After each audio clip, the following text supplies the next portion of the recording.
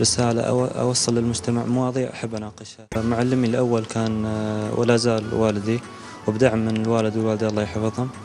طبعا منذ الصغر كنت أطلب من الوالد أي صورة صعبة بالنسبة لي أنا كان يرسمها قدامي وأعيد رسمها قدامي. في هذا المعرض مشاركاتي كانت على المدرسة الواقعية والمدرسة التجريدية، فمزجت بين المدرستين.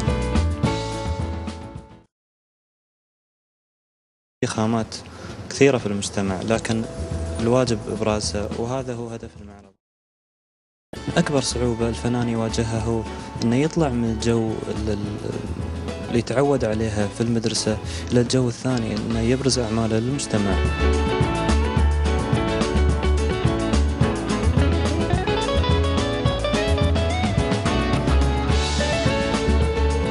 لي رسالة هو أن أمثل بلدي وتراث بلدي سواء داخل